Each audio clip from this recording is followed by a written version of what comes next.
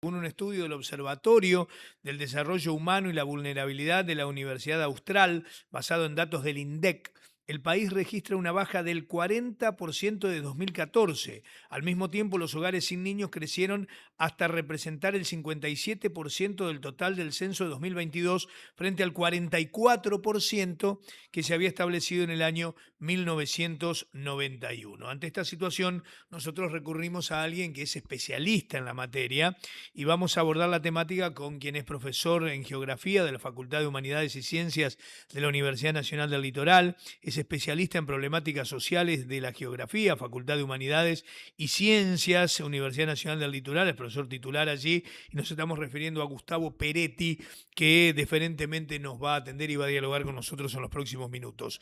¿Cómo está, profesor? Bienvenido, ¿todo bien? Hola Adrián, hola Verónica, ¿cómo están? Bien, ¿Cómo todo bien. está? Alejandra Escalas Bien. está con nosotros también aquí, muy Alejandra. expectante del tema.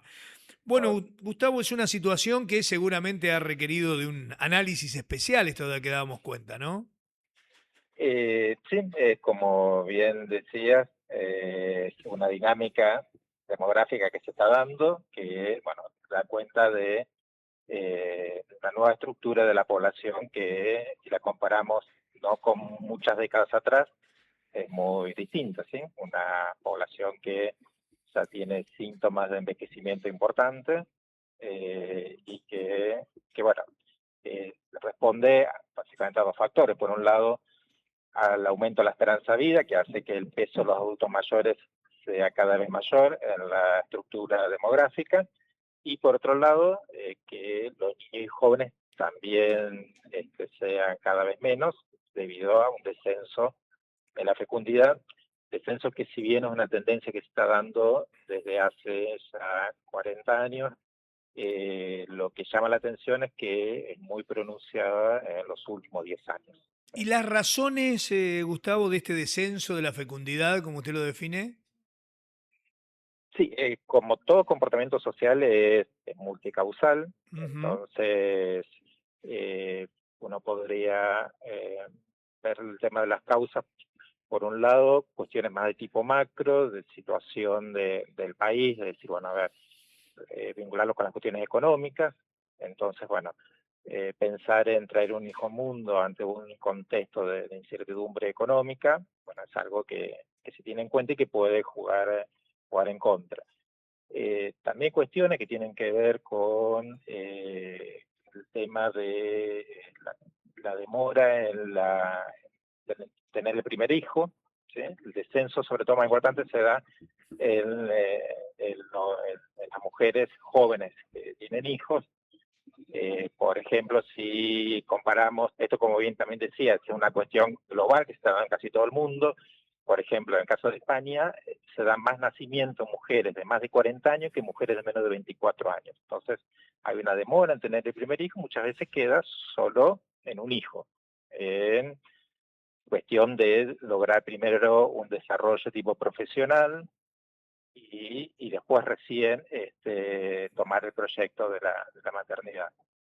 Y bueno, también la cuestión del tema de los vínculos de pareja que son más inestables, entonces bueno, eso también estaría jugando en contra la decisión de la pareja de tener un hijo. Y Ujú. también la cuestión del rol del varón, eh, de decir, bueno, no tengo un hijo y tengo otro proyecto, viajes y bueno, vinculado también con la cuestión económica, no solo eso, pero también incide en la cuestión de la emancipación de los jóvenes, es decir, de los jóvenes de irse Claro. del hogar de los padres. Entonces, esto también, si viven con los padres, esto también jugaría en contra de tener hijos. O sea, las causas principales pasan por lo económico y lo cultural, ¿no? Y cultural, exacto, Porque sí. por ahí también hace unos años atrás el designio cultural daba cuenta de que la mujer debía casarse, tener hijos, formar un hogar Claro, y como un mandato, crear y mandato cultural. eso ya no estaría operando como un mandato social. O sea, Ujú. se tendría hijos si está el deseo de tener Claro. hijos y no como mandato, como ciclo que hay que Ujú. completar en la vida, ¿sí? Mm. Gustavo, ¿qué tal? Los saluda Alejandra Escalas. Me ¿Qué- gustaría Hola poder, Alejandra. sabiendo que todo lo que usted estudia en cuanto al territorio, llevarlo un poco más a lo local y ver si Sí, existen diferencias desde lo que tiene que ver con las capitales y el resto de la población. Digo, ¿es lo mismo lo que sucede en Rosario Santa Fe que lo que sucede en el norte provincial o hay ahí alguna diferencia?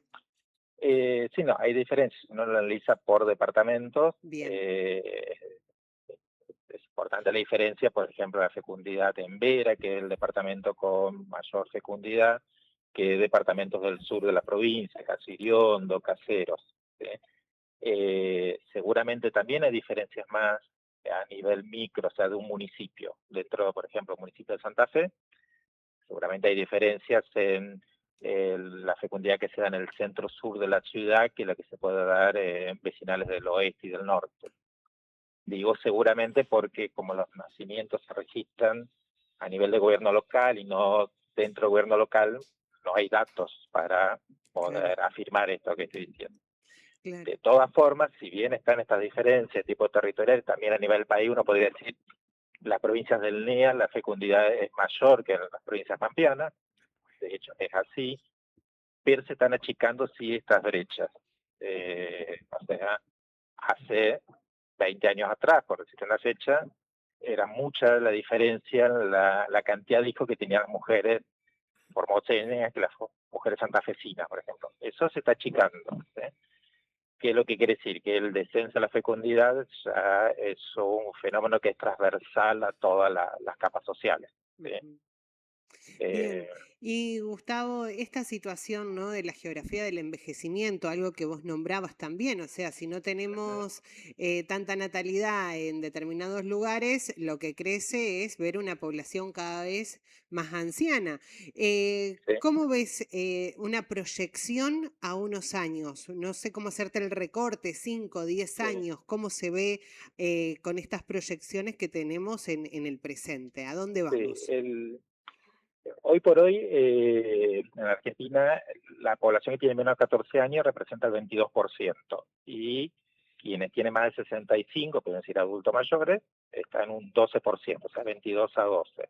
Mm. Hay un estudio reciente que es del INDEC también, que hace una proyección al 2040, o sea, 15 años, no mucho, donde lo que plantea es que los adultos mayores pasarían de 12 que tenemos hoy día a 16%, y los jóvenes, o sea, menos de 14, de 22 a 14.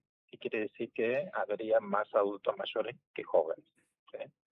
Eh, por eso estamos hablando de un cambio de la estructura demográfica. Si lo pensamos a comienzo del siglo, donde, bueno, ahí sí había 10, del siglo XX, digo, había 10 niños y jóvenes por cada adulto mayor. Bueno, ahora va a haber más adultos mayores que niños y jóvenes. ¿Sí?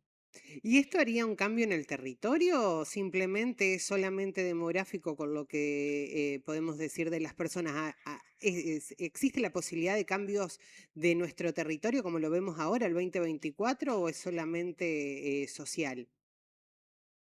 Eh, o sea, este cambio social seguramente va a traer Sí, aparejado después distintas formas de pensar el territorio. tal Digo, cual. eh, por hoy las ciudades, por ejemplo, se pensaban donde los niños y jóvenes eran mayoría o casi mayoría. ¿Sí? Digo, a pesar del tema de los espacios públicos con juegos, bueno, hoy por hoy lo que a ver, hay que pensar también en el espacio público, Ujú. pensado desde el punto de vista de adulto mayor, en términos de flexibilidad, por ejemplo, de mayor seguridad también, de este espacio público. Entonces, seguramente que de hecho hay también una forma de pensar distinto que uno lo puede ver en algunas ciudades. Esta cuestión que decía de la flexibilidad de construcción de rampas, por ejemplo, seguramente va a traer aparejado. Ujú. En este marco que usted describe también, Gustavo, ayúdenos a pensar, a ver cuáles serían en los próximos años los principales beneficios y perjuicios de esta situación que se plantea. Sí, justamente en este estudio que planteaba el INDEC, todavía decía, bueno, a 2040 estaríamos en una situación de ventaja en términos pensándolo desde lo Sí. económico, porque habría más adultos que lo que hay hoy día, o sea, de población activa en condiciones de trabajar, que la población que tiene que sostener, o sea, de los niños y los adultos mayores. ¿Por qué? Porque básicamente por la brusca reducción de los jóvenes, ¿sí? Entonces, de todas formas, es lo que se llama bono ventaja demográfica, cuando los adultos superan a los niños y jóvenes y a los adultos mayores. Esto es transitorio, eh, siempre pensando desde un punto de vista de una población natural donde no hay ingresos por migraciones, ¿sí? Porque esto también puede cambiar la estructura de la población. Pensando donde las migraciones no estarían afectando, al menos mucho, la estructura demográfica. Esto es transitorio porque estos niños y jóvenes que bueno, se reduce y que bueno, pasan a ser adultos, en algún momento se va a engrosar cada vez más los adultos mayores. Entonces, bueno, ahí sí va a llegar un momento donde los adultos mayores sumados a los jóvenes van a ser mayoría. ¿Sí? Entonces, bueno, quienes estén en condiciones de trabajar o estén trabajando van a ser menos que los que no. Claro, claro. De ahí la cuestión que las recomendaciones son que cuando un país está transitando esta ventaja demográfica, es hacer los deberes, sobre todo en términos previsionales de las cajas, porque va a llegar un momento donde quienes tienen que sostener al resto de la población que no trabaja van a ser mayoría. Hay una evaluación o una, digamos, percepción de cuál sería la expectativa de vida de acá, no sé, a 50 años? Digo, porque yo me acuerdo alguna vez cuando era chico visitar la casa del Palacio de San José, de Justo José de Urquiza, y el guía que estaba describiendo la situación dijo, era un hombre muy grande, muy anciano, tenía más de 60 años, Claro, Urquiza, claro. ¿no? Hoy a los 60 nos Sí, sentimos pibe que estamos empezando a vivir. claro, Pero sí, digo, sí. ¿y qué expectativa de vida podría haber de acuerdo a la evolución de la población en los próximos 50 años, por ejemplo? Sí, mira, te voy a bajar un poco en términos hablando de proyecciones. Si Sí, hay una proyección hecha al 2040, 15 años, Sí. ajá, hoy por hoy la esperanza de las mujeres está casi los 80 años.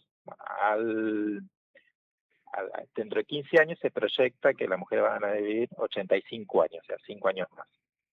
Y el caso de los varones, que está en 76 ahora, 77 aproximadamente, la esperanza va a ser a 81. ¿Sí? Eso de acá a 15 años. O sea, se estaría ganando unos 4 o 5 años en esperanza de vida. Y otra cuestión también que proyecta el INDEC, como estoy diciendo, se darán cuenta que las mujeres viven más años que los varones. Sí, de acá al 2040 se achicaría esa diferencia. O sea, en términos porcentuales, la ganancia en años va a ser más en los varones que en las mujeres. ujú, Esto se vincularía, porque la pregunta, bueno, ¿por qué viven más años las mujeres que los varones? ¿Sí? claro, claro, Sin claro. hacer un análisis de cómo fue cambiando las posturas al respecto, básicamente se estaría concluyendo que es básicamente por una atención temprana a las enfermedades que hace la mujer al varón, porque asiste más asiduamente al médico. Claro. Entonces, esto estaría dando cuenta seguramente que, bueno, esta cuestión acá también de la detención temprana a las enfermedades estaría dando también en los varones, ¿sí? Bien. Que esto es algo más propio de las mujeres, ¿sí? Ujú. Porque, bueno, pues justamente tiene consultas más periódicas del médico que los varones. Gustavo, le agradecemos muchísimo esta participación, nos ha No, aclarado un montón de cosas, así que ha sido muy valioso. Un no, abrazo por favor, grande. a disposición, gracias. Muy amable. Gustavo Peretti, profesor de Geografía de la Población, especialista en problemáticas sociales y esta situación que nos ha descrito, ¿no? Menos nacimientos, más hogares sin hijos, razones, contexto, cuestiones económicas, culturales, que se dan en torno no solamente a lo que pasa, como le preguntaba muy bien Ale, aquí en Santa Fe y en la región, sino en el país y en el mundo también. Breve pausa, señoras y señores, y ya volvemos. Estamos con nuestro habitual espacio los jueves de salud mental. ¿Con qué se vendrá hoy la doctora Pamela Menotti en cuanto a temática siempre tan interesante? Bueno, lo sabrá después de esta pausa. Señal de noticias 1-106-3.